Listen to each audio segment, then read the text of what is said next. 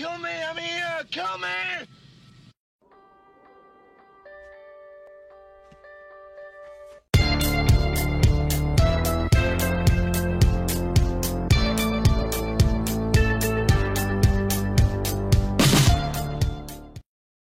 Hey everybody, this is Matthew Movies coming at you with my review of The Lawnmower Man, a 1992 film that is supposedly based off of a Stephen King story.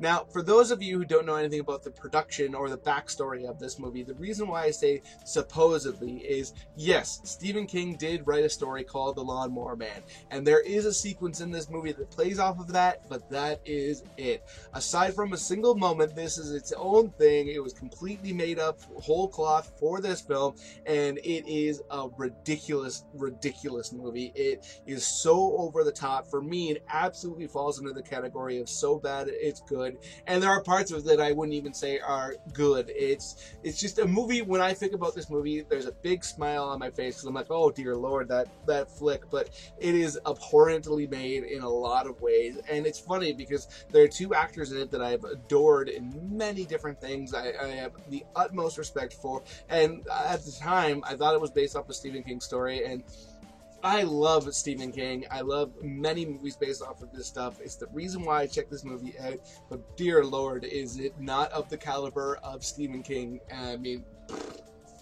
for those of you who don't know what this movie's about, basically it kind of plays off of the whole Flowers for Algernon story that is based a classic book that I absolutely dig. And the whole idea is that Jeff Fahey plays a character who is, you know, not all there mentally. He's not aware of everything that goes on around him. There are people who pick on him, and he doesn't understand that they're being jerks and they're being mean because they're kind of saying it with a smile and they're acting like as if they're his friends, but they're not. People can be cruel to him, and he isn't aware of it because he's not smart enough to realize what they're really getting at. He's got a great heart. He's a loving dude. He's hardworking. He's got everything about him you kind of look up to when he's introduced, other than the fact that he's just, you know, he's not that smart. And he comes across a character played by Pierce Brosnan, who's basically this scientist guy, and he comes up with this basically a virtual reality world in which he's going to put Jeff Fahey's character, and he believes that he can teach him to be smarter, and throughout the rest of the movie you just see how this world has an effect on Jeff Fahey's character as it goes on. I mean, at the beginning of the movie, Jeff Fahey and Pierce Brosnan, there seems to be a real affection between the two of them, and Jeff Fahey seems to have a lot of admiration and respect for Pierce Brosnan, whereas Pierce Brosnan absolutely seems to see the positives in him and how he's this, you know, kind-hearted guy. And then as Jeff Fahey goes through the process more and becomes more and more intelligent, and then more and more ambivalent, and then pretty evil, yeah, the relationship between the two of them gets strained, and it's very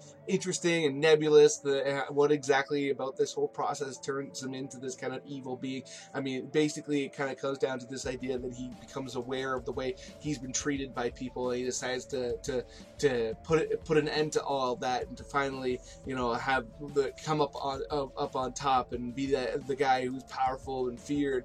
And any attempt by Pierce Brosnan to hold him back in that makes him lash out at him, and he tries to take him out. And the whole movie, I mean, it's just so stupid and poorly written, poorly executed, and the effects of his abilities, because it's not only just the fact that he becomes smart because of this virtual reality world, but he also gains virtual reality style powers where he can create basically visions of virtual reality style things that interact with the world, and like he can create like a face thing that goes around and eats people or whatever, and bees sting people, and they're virtual, and I mean the effects are absolutely terrible, just so bad looking. I mean, when you look at them, I mean, it's just so hard to watch, and this movie is so goofy. I mean, oh dear Lord, it is quite the experience. If you want to sit back and watch a horrible movie that you can kind of be just astonished by just how horribly made it is, this is the movie for you. Otherwise,